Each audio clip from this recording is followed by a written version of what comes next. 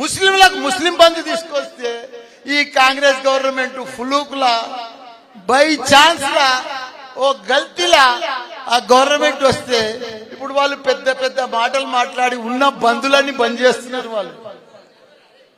వాళ్ళు లీడర్లు రావాలి. 56 సంవత్సరాలు వాళ్ళు భారతదేశంలో పరిపాలించారు కాంగ్రెస్. వాళ్ళ చరిత్ర అంతా తెలుసు. మనకంటే కూడా 10 ఏళ్ల ముందు వాళ్ళే ఉన్నారు. ఇక్కడ ఒక్క కరెంట్ ఇయ్యలేదు, నీళ్లు ఇయ్యలేదు, ఒక 200 పింఛనిత్తురు. వాళ్ళంతా ఏమి ఇవ్వకపోదు, మోసం చేస్తురు, మోసం మాటలు మాట్లాడతారు, దగా మాటలు మాట్లాడతారు, మోసపూరిత మాటలు మాట్లాడొచ్చారు. ఇప్పుడు వాళ్ళు ప్రభుత్వంలో 6 గ్యారంటీలు అంటారు, 440 గ్యారంటీలు తయారు చేసిండ్రు. కానీ 1-2 ఇస్తున్నారు, దాంట్లో కూడా కొట్లాట పెడుతున్నారు. వాళ్ళు ఇయ్యరు, వాళ్ళు ఇచ్చే మనసు లేదు. మొన్న మన సీఎం రేవంత్ రెడ్డి అంటాడు, మాకు కాంగ్రెస్ కు ఓటేసి కేంద్రంలో మేము వస్తే ఈ 6 గ్యారంటీలు చేస్తామంటాడు. ఎంత దరిద్రమయా, ఎన్ని అబద్ధాలు, ఇంత అబద్ధాల ప్రజలను ఇంత మోసం చేస్తారా? కానీ ప్రజలంతా గుర్తుపట్టుకుంటున్నారు. ప్రజలలో డిస్కషన్ వచ్చింది, కాంగ్రెస్ మోసం పోయింది, మనల్ని మోసం చేసింది. ప్రజలు కాంగ్రెస్ అబద్ధాలు చెప్పింది, కాంగ్రెస్ అంతా మాయమాటలు చెప్పింది.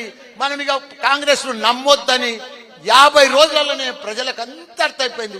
ఊర్లో చర్చ, ఓటల్ చర్చ, ప్రతి గ్రామంలో చర్చ.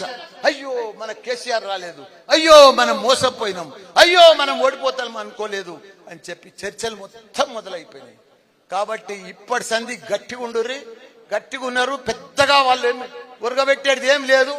వాళ్ళ మీదనే ఆల్రెడీ వాళ్ళ కేంద్ర ప్రభుత్వంలో కూడా జోడో యాత్ర చేస్తే రాహుల్ గాంధీ అంతా చోడో యాత్రలు అయిపోయింది. మమతా బెనర్జీ వెళ్ళిపోయింది, వాళ్ళ ఇండియాల కూటమిలోకి వెళ్ళి ఆప్ వెళ్ళిపోయారు, పంజాబ్ వెళ్ళిపోయారు, నితీష్ బీఆర్ ఆయన వెళ్ళిపోయాడు. ఆడ ఎవ్వరు మిగిలలే, ఒక్కడే మిగిలిండు రాహుల్ గాంధీ.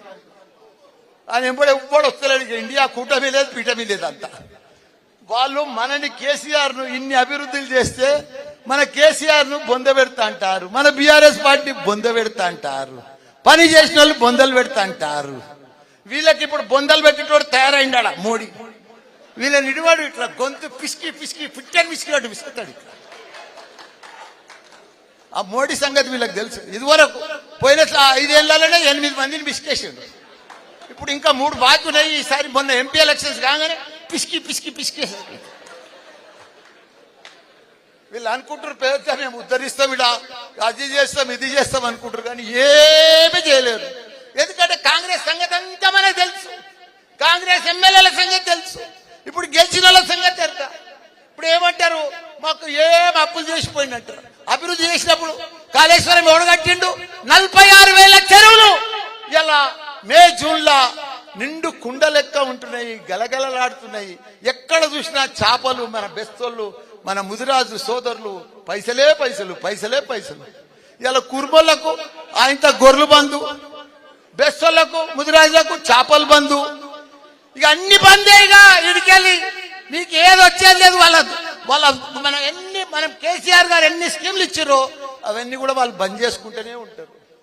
అరే దమ్ముంది కదా, 4,000 ఇస్తాను కదా, ఆన్లైన్ లో మనకు ఆ పింఛన్ వస్తలేదా?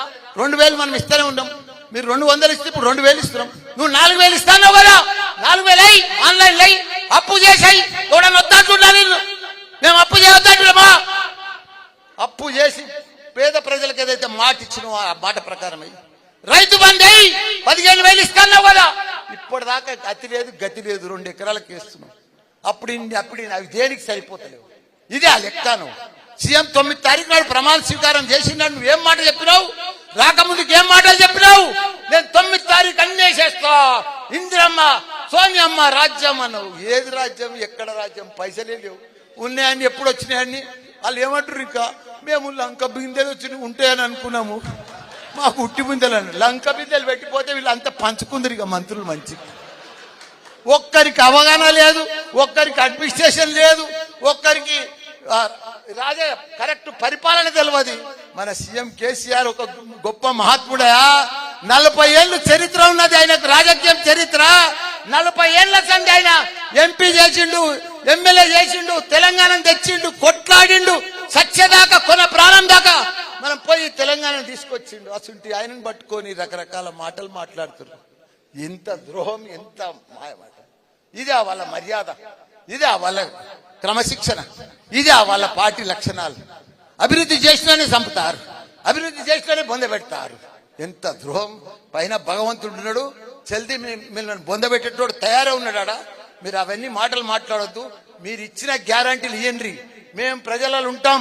తప్పకుండా వాళ్ళ మీద వీళ్ళ మీద కేసులు పెడుతున్నారు, కేసులకు భయపడం. నేను అక్కలు చెల్లెళ్ళు మీ అందరికి కూడా నేను వాచ్మెన్ లెక్క పనిచేస్తా, మీ ఎంబడే ఉంటా. నాకు వేరే పనేం లేదు. మిమ్మల్ని కాపాడుకునే బాధ్యత నాదే. వాడో వీడో చిట్రగాడు బొట్రగాడు వస్తే ఎవరికి భయపడేది లేదు. తప్పకుండా మన కేటీఆర్ ఉన్నాడు, కేసీఆర్ ఉన్నాడు, అందరం ఉన్నాం. నేనున్నా, మీ మల్లన్న ఉన్నాడు. ఇంకా కాని పనులు కూడా నా సొంతం డబ్బులతోనైనా మీకు చేసి పెట్టే బాధ్యత నాదే అని కూడా మీ అందరికి కూడా మనవి చేస్తున్నా. మీ అందరు కూడా ధైర్యం ఉండాలి. ఇలా ఇంత పెద్ద సభ, ఇంత పెద్ద గట్కేసర్లా ఇంత పెద్ద విజయ సభకు మీరందరికి వచ్చినందుకు మీ అందరు కూడా పాదాభినందనం. జై తెలంగాణ. ఇప్పుడు మన పెద్దలు గౌరవనీయులు డైనమిక్ లీడర్ మన కేటీఆర్ గారు మాట్లాడవలసిందిగా కోరుతున్నా.